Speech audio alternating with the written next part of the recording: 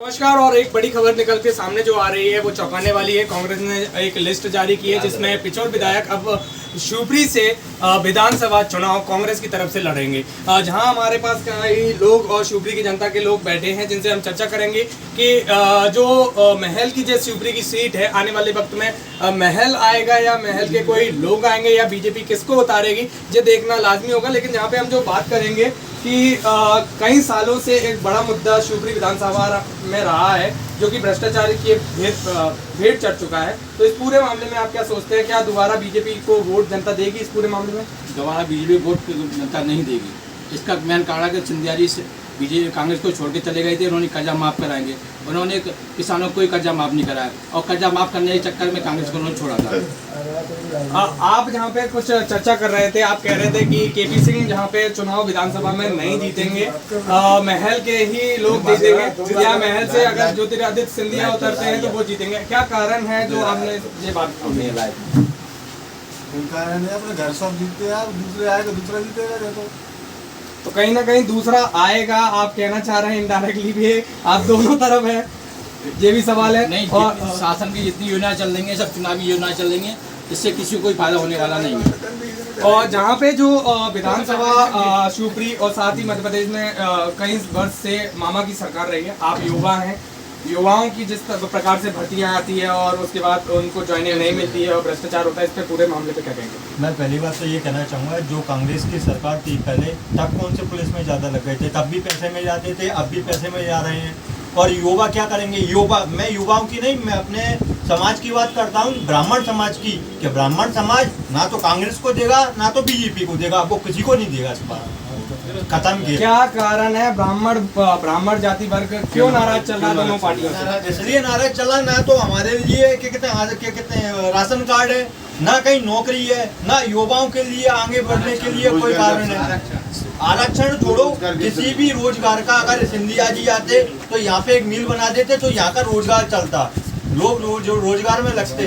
BJP होती तो BJP यही करती, पर हम लोग क्या कर रहे हैं? युवा यहाँ आके ड्राइविंग करें, क्या करें? कुछ नहीं कर रहे। जो ना कोई सरकार, हमें किसी सरकार को देना ही नहीं है, ये हमारा मुद्दा है। कहीं ना कहीं जो ब्राह्मण जाति से ताल्लुकात रखते हैं और इनका कहना है कि इस वक्त ब्राह्मण जो समाज है और युवा है वो नोटा पे शायद अपना रुख दे सकता है, वो कांग्रेस और बीजेपी को नहीं दे सकता है। और कौन कौन से मुद्दे इस साल विधानसभा शिवपुरी के बनेंगे? शिवराज सिंह जी चुनावी जुमले की बातें करते हैं, ग्राउंड लेवल पे कोई इसकी योजना लागू नहीं होती।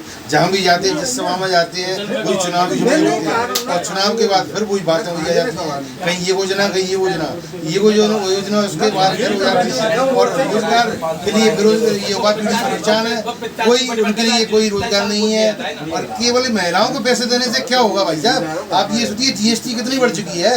आज किचन में जाकर देखिए आप, महिला 1000 रुपये ट्रस्ट लेके ट्रस्ट है और पुरुष परेशान है क्योंकि दालें देखिए 180 रुपये किलो जा रही है। आदमी की थाली से दाल गायब हो गई है। अब मामा कहते हैं 1000 रुपये बहनों को दे रहे हैं, क्या होगा 1000 से? क्या दालों में जीएसटी का पैसा बढ़ जाएगा? जीएसटी इतनी लगा रखी है कि दाल गायब हो गई गरीब की थाली से। कौन कहता है बीजेपी की सरकार दे? कैसे वोट दे बीजेपी सरकार?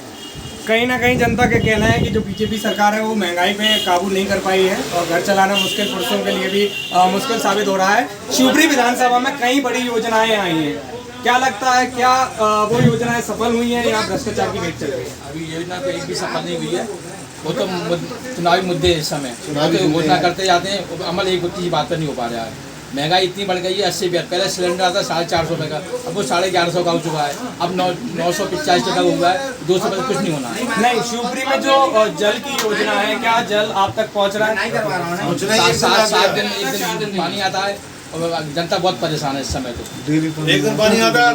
विधानसभा शिवपुरी में अटल ज्योति योजना भी लागू हुई थी भाजपा के काल में। जो बिजली की समस्या, 24 घंटे बिजली, क्या वार्डों में 24 घंटे बिजली रहती है या नहीं रहती है?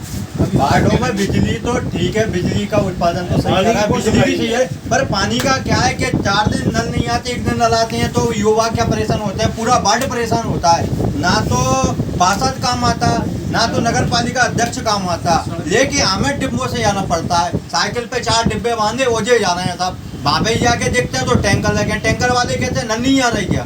तो ये चीज़ है।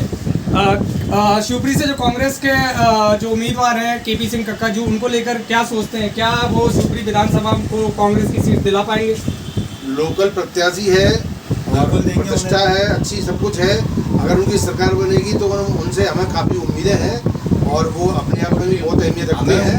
हम उनसे अपेक्षा रखते हैं कि वो आने वाले समय में बहुत कुछ काम करके दिखाएंगे शिवपुरी सर्किल। कैमरामैन के साथ मैं आदर्श सिंह परियार, MP 33 न्यूज़।